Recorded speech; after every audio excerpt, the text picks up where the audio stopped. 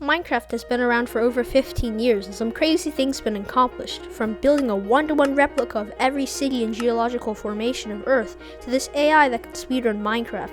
These are just a few of the greatest accomplishments ever in Minecraft history. But let's start with the Sci-Craft Minecraft server. These people single-handedly designed the best, the biggest, most efficient farms, building an insane gold farm. Got them hundreds of thousands of gold ingots an hour. With this farm, they were able to get equivalent of 81 million gold ingots, and with all of this gold ingots, they had nowhere to store them. So they just built a 100 by 100 by 100 cube, which contained a whopping 1 million gold blocks. And this was all built in survival Minecraft. These people were even able to obtain Bedrock in survival. They built the most efficient witch farm ever, and so much more. Oh, if you thought that was crazy, well, check out this guy. He single-handedly drained a whole Nether ocean. Also, MylesYT did the same thing. I think he might have copied the idea, but he did it on a newer Minecraft version.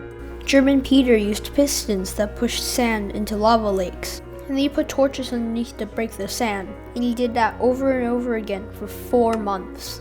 I have no clue why you would do this to yourself, but I bet nobody else in the world would do this. Except for MylesYT, of course. A YouTuber by the name of Fast Jazz somehow found a way to farm the Enderdragon while AFK. TNT dupers kill the Enderdragon in insanely fast speeds. All you have to do is hold left click. This machine pushes you around the end fountain every time the Enderdragon is killed, so you can respawn the dragon again.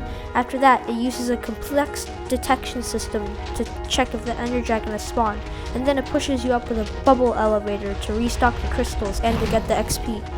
But people have not stopped pushing automation to its limits. With Tacotechnica used baritone, a mod for doing simple tasks automatically. See, normally baritone is kind of stupid. If you tell it to mine diamonds, it'll just use its fists to mine them. But this high schooler Einstein of coding modified the baritone bot to do everything needed to beat the game. From mining, to fighting, to killing blazes, to ultimately killing the Ender Dragon in only 3 hours.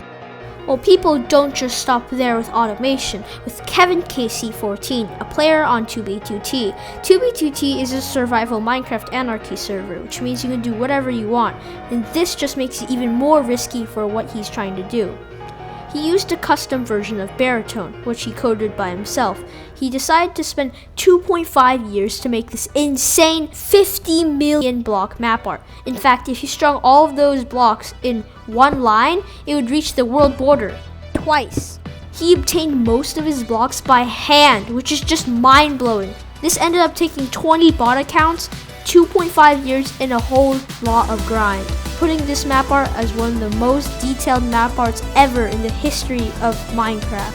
Next, we have KurtJMac, who has a world record for the longest walking journey ever in Minecraft. He started his journey in 2011.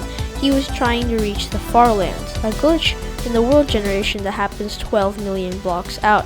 He documented everything on his YouTube channel, which grew his channel all the way to 400,000 subscribers. What an attention span. You probably have heard of the Cactus farm. They're pretty lame, they just farm cactuses. But before we get too ahead of ourselves, how does a cactus farm work? Well, you place a block above the cactus so that when it grows, it instantly breaks so you can collect it. And Kujus, for no reason, decided to make a 1,800 by 1,800 cactus farm that consists of a few 100 million blocks, all built by hand, and produces over 14 million cacti an hour, with crazy storage collection systems that they had to put a warning sign that your PC might blow up if you turn it on. And they did all of that back in 2016. Now that's not so lame.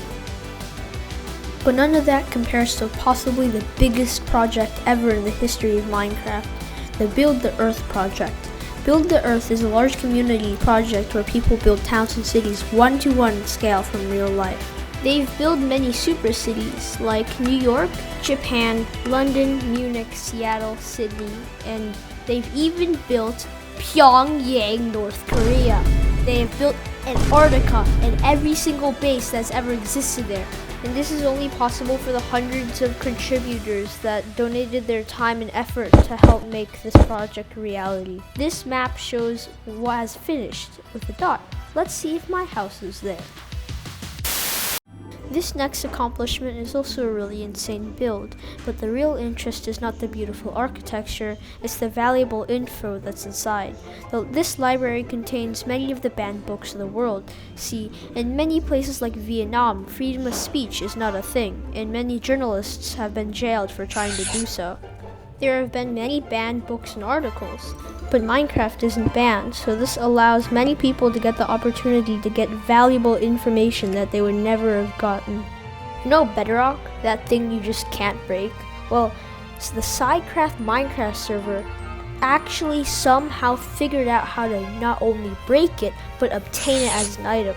The process is actually really difficult. You basically have to first break the game's processing code by overloading it with a book of Chinese characters and putting it in a shulker box before leaving the world. Then you have to use an ender pearl cannon to get to the destination within 5 seconds so the game doesn't have time to load the chunk. And then using a very complicated glitching technique to get the game to semi-connect a piece of slime with the bedrock so that when you finally update the game by breaking the slime and then extinguishing a fire that you lit, the game finally updates and it glitches it so that the bedrock drops as an item because it thinks it's the slime block. I'll never understand how ilmango has this like Einstein of a brain for doing Minecraft things. Like, what? All of these are impressive, but did you know that Minecraft actually saved someone's life? Well, let me explain. You probably know about the fate of Technoblade. He sadly succumbed to sarcoma in 2022, but another more unknown Minecraft creator is GrandmaCrackers. At the age of 91, she makes heartwarming videos about playing Minecraft to support his grandson, who had sarcoma. Sarcoma is a type of cancer, but treatment is usually out of reach for the average individual, so Su Jaku had an idea to use YouTube as a fundraiser for his treatment. In early 2026, with the help of over 1,000 people, they were able to fundraise almost $50,000 on GoFundMe and likely made many more thousands from his 400,000 subscriber YouTube channel. What a grandma. If you liked the video, consider subscribing. You can always unsubscribe and it helps out the channel a ton. Anyways, have a good day. Bye.